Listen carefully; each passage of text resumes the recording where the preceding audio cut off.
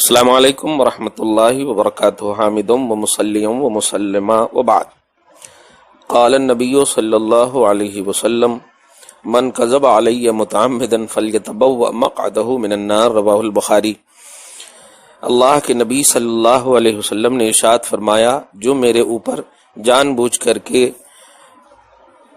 وہ بات بولے جو میں نے نہیں کہا، یعنی جھوٹ باندھے، تو وہ اپنا ٹھکانہ جہنم بنا لے۔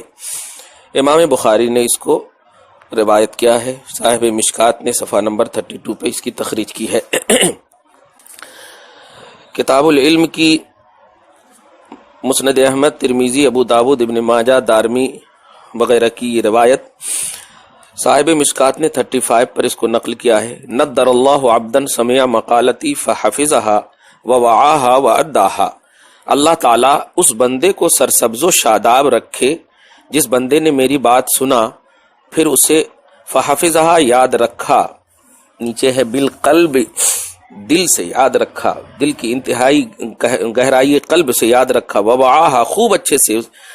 یاد رکھنے پر مداومت بھی برتی، ہمیشگی بھی برتی، واداها اور دوسروں تک بھی اس بات کو پہنچایا۔ یہ واٹس ایپ اور یوٹیوب اور ٹویٹر یہ سب مراد نہیں ہے، پہنچایا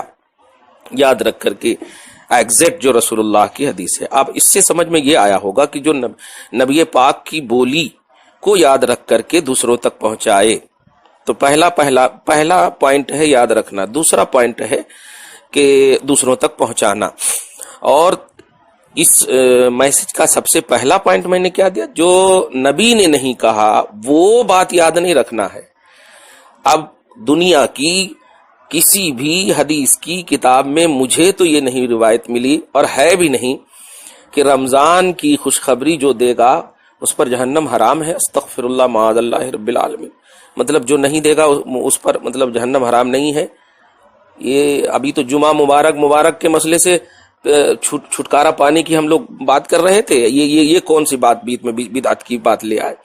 یاد رکھیے رسول اللہ نے کہیں نہیں یہ فرمایا ہے، لہٰذا یہ امت کی گمراہی ہے کہ اس طرح کے میسج آ جاتے ہیں جھوٹ پوٹ کا، اور اس کی کوئی اصل نہیں، اس کی کوئی بنیاد نہیں رہتی،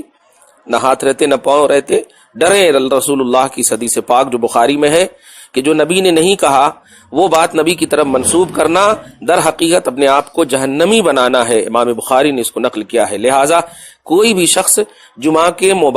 رمضان کے مبارک بادی کے بارے میں تو بدعت کا فتویٰ ہم نہیں لگائیں گے، حرام کا فتویٰ نہیں، جمعہ رمضان مبارک ہو، آنے والا ہے، یہ سب کہا جا سکتا، لیکن رمضان میں ہے کہ فرسٹ مطلب یہ کہ رمضان جو ہے جمعہ ہی کو ہوگا، یہ ہی تو میں تو مخلوق میں سمجھتا ہوں کسی کو یہی کا منصب نہیں ہے، کیونکہ تاریخ جو ہے 29 کی بھی ہوتی ہے اور 30 کی بھی ہوتی ہے، مہینہ 29 کا بھی ہوتا ہے اور 30 کا بھی ہوتا ہے، تو ہی کا پہلو تو لگا ہی نہیں سکتے کیونکہ یہ چاند پر ڈیپینڈڈ ہے۔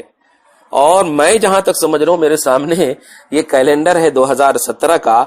کہ فرسٹ رمضان جو ہے یہ 28 مئی سے ہے، سنڈے کا دن پڑ رہا ہے کیلنڈر کے حساب سے، تو اگر ہم ایک دن پیچھے لیتے ہیں تو سیٹرڈے پڑتا ہے، ایک دن آگے لیتے ہیں تو پھر منڈے پڑتا ہے، جمعہ کا تو مسئلہ ہی نہیں ہے۔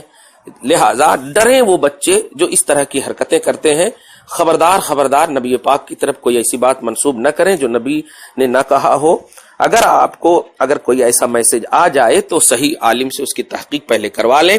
وہ تصدیق اور تحقیق کر لیتے ہیں، پھر جا کر کے آپ انشاءاللہ اس کو سینڈ کریں گے، اور اس پر پہلے خود آپ عمل کریں گے، اس کی حفاظت کریں گے، تب جا کر کے اللہ کے رسول نے اس بندے کو سرسبز و شاداب رہنے کی دعا فرمائی ہے۔ اللہ ہمیں